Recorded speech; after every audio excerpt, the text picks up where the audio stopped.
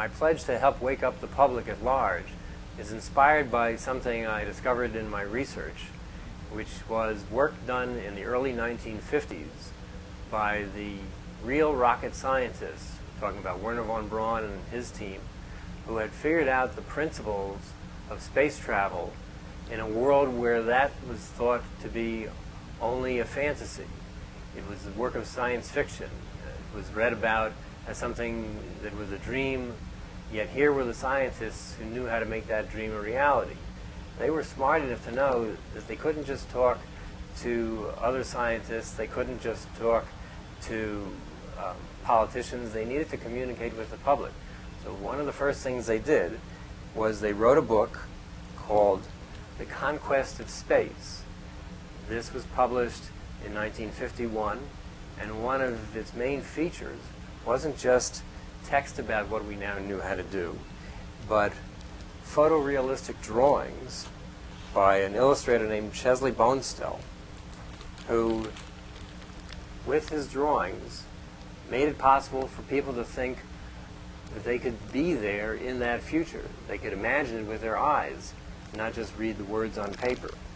So it was a brilliant plan to portray the future in images in 1951 again. And 4 years later, thanks to Walt Disney wanting to attract people to Disneyland, which opened in 1955, a partnership formed between Walt Disney and Wernher von Braun and his team, which has been recorded for posterity in a DVD, Walt Disney Treasures DVD called Tomorrowland. This was a series of programs that showed that future that was now scientifically possible in all the wonderful ways that Disney's people knew how to do, with humor, with animation, with, again, special effects that showed that future as if we were really living in it. So you gave people a vision of a better future, of an exciting future, of an adventurous future that was provable by the science presented on the show. This was a breakthrough public communication effort. It was what we sometimes now call edutainment. And what my pledge to America for 2009 is to work towards connecting the information about what we now know with entertaining ways of presenting it, so that we get beyond, again, the smaller numbers of people that know this and get it to the public at large, to build a critical mass of support, not just to stop the bad stuff that needs to be stopped, but to start the wonderful, exciting, and adventurous new things that we now know how to do, but which are not commonly known. But they will be. That's my pledge.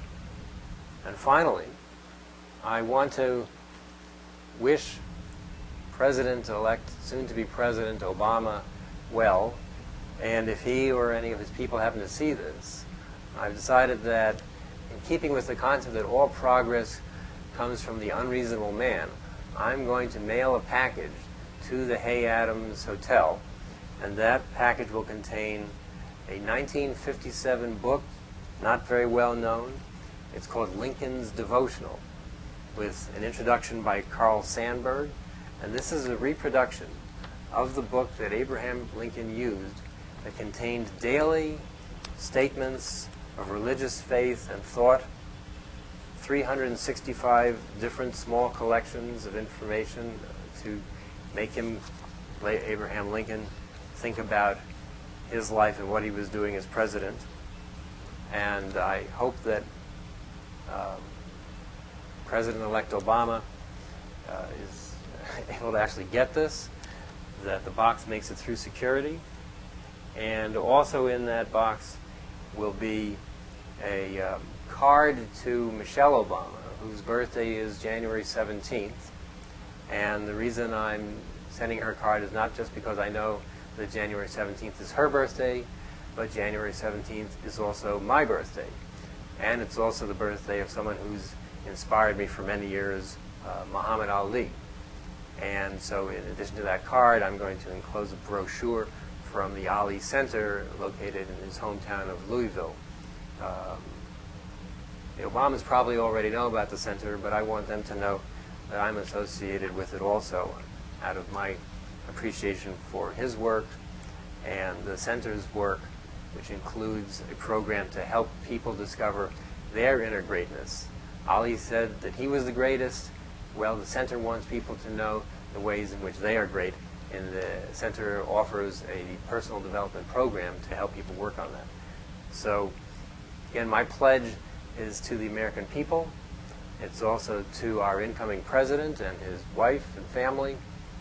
There's a lot of good that we all can do, especially when we know not just what we're up against, but the tools we have for solving those problems. Systemic tools that look at the whole, not just the parts, and inspiring tools based on things that have worked in the past. These are all the things we know how to do. They're not that well known by the public, but they will be.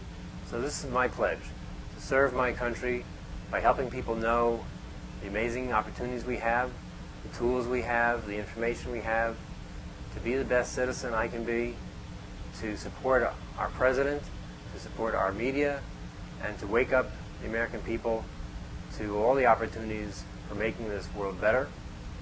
And thank you, Arianna, for asking us to make these videos. I look forward to being part of the inauguration in Washington next week.